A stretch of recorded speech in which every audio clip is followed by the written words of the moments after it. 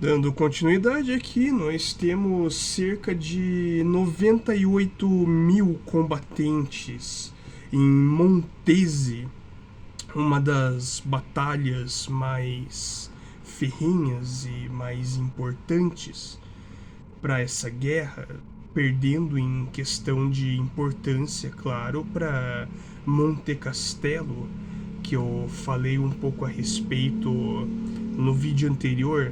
Na verdade, eu provavelmente vou juntar todos esses vídeos quando eu terminar de gravar e fazer um vídeo só. Então, talvez para vocês sou estranho, mas eu tô gravando em segmentos na realidade. Então vamos lá, o trecho até essa região acabava incluindo Pistoia, Lima Verde, Montese. E então a FEB ela acaba sendo incorporada no 4º Corpo do Exército Norte-Americano. Em 1944, a FEB acaba enfrentando duas frentes em Rio Sérquio e Reno.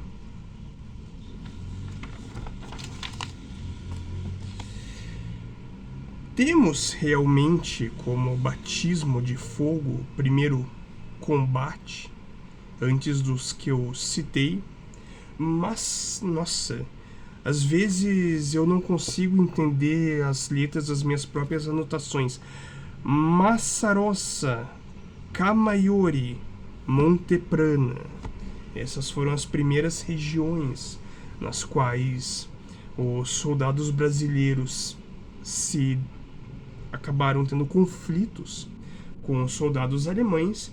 E como eu disse num dos vídeos anteriores, é mito o fato de que eles só se depararam com soldados inexperientes.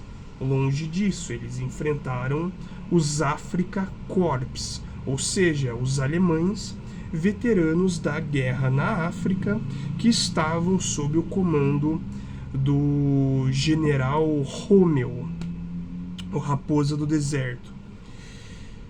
E, eventualmente, em 30 de outubro de 1944, temos a Conferência Pasno da Fruta, onde o general americano Mark Clark acaba tendo de incluir algumas unidades brasileiras dentro do exército dele, e ele acaba se deparando com uma situação de extrema precariedade dos pracinhas brasileiros, mal vestidos, diante do frio, mal alimentados.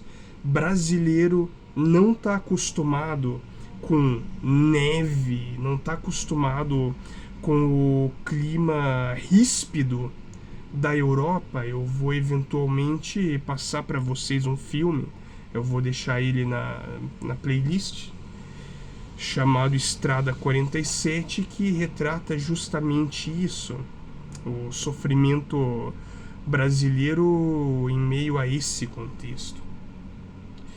Monte Castelo, Estados Unidos, falha entre 24 e 25 de novembro de 1944.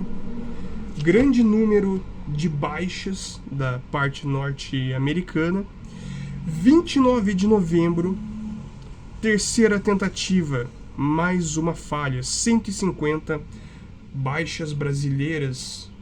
Baixas, eu não falo necessariamente de mortes, mas também de soldados feridos. E 20 mortes de soldados brasileiros tentando entrar onde os norte-americanos não conseguiram. Eventualmente, a campanha brasileira acaba sim sendo bem sucedida, sendo essa a mais icônica e importante vitória brasileira nessa guerra.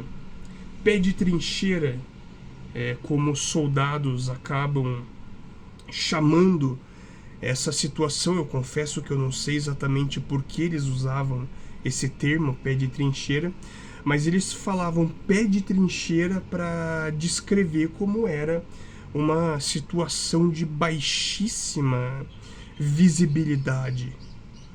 Existe até uma história, eu não sei o quão verdadeira ela é, mas às vezes a gente ouve coisas por aí que alguns soldados brasileiros começaram a denunciar a própria posição deles para os alemães, porque todas as noites eles se reuniam nas fogueiras e começavam a fazer rodas de samba. E daí os alemães sabiam onde eles estavam, porque eles estavam tocando samba. Então os superiores tiveram que dar uma bronca nos soldados para eles pararem com isso.